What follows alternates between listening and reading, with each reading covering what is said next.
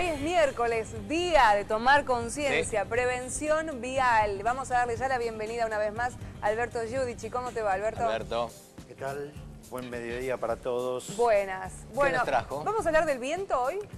Sí, efectivamente, vamos a hablar del viento y de las incidencias del viento y qué debe conocer un conductor del viento. Esto es importante.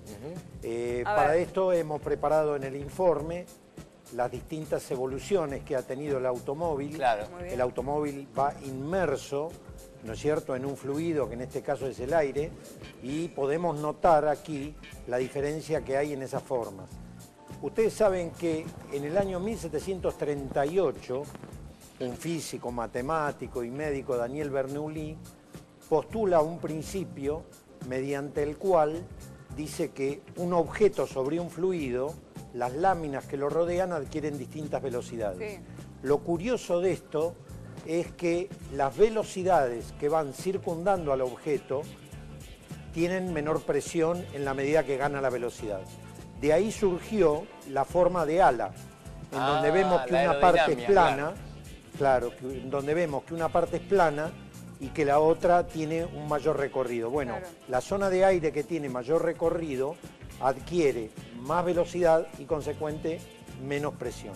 Bien. De ahí surge un principio que se llama sustentación, que eso con un iluminado le dio vuelta el ala y la empezó a usar en el automóvil junto con el fondo plano y dio lugar al efecto suelo, conocido como efecto suelo, que permitía doblar a más velocidades. Claro, un alerón invertido, un ala invertida. Un ala invertida dio lugar a eso. Tal cual. En definitiva, la comprensión de este fenómeno físico no solamente influye en la parte de competición, sino también en los usuarios comunes de automóviles, ¿no es cierto?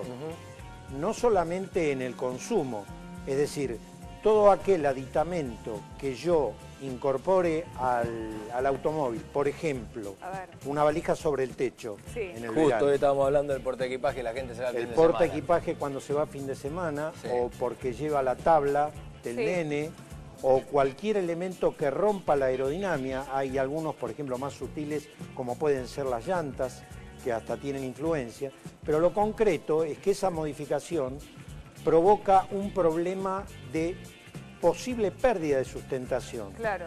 Porque obviamente que el aire que pasa sobre el equipaje toma más velocidad y consecuentemente puede llegar a desequilibrar el automóvil. ¿El conductor mientras está manejando se empieza a dar cuenta de esas cosas? Sí, efectivamente. El auto se percibe la sensación como que empieza a flotar, que va perdiendo sustentación. Claro, de verdad. Lo cual tenemos que tener en cuenta otro aspecto, recién hablábamos de la velocidad del viento, que si tenemos viento en contra, esa velocidad se suma a la velocidad del automóvil.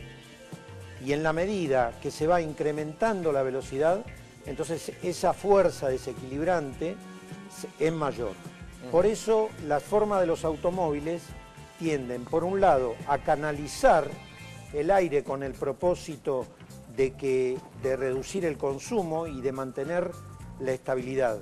Esto es realmente muy importante, sobre todo puede manifestarse de manera brusca en curvas en ruta, por ejemplo, donde nosotros venimos con un sentido de viento y al momento de doblar no lo notamos. Entonces, consecuentemente, debemos tener mucho cuidado cuando hay viento cruzado y tenés que pasar un colectivo, un camión, viste, que te chupa, todo eso. Sí, totalmente. Bueno, lo que se forma justamente alrededor del camión en el desplazamiento de la masa de aire es esa diferencia de presiones que fue descubierta por Bernoulli, obviamente en una época en la que no había, no había automóvil, pero que al día de hoy sigue siendo aplicado.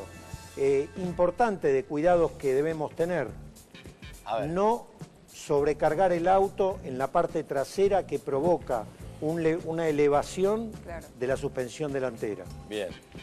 No viajar con las ventanillas abiertas.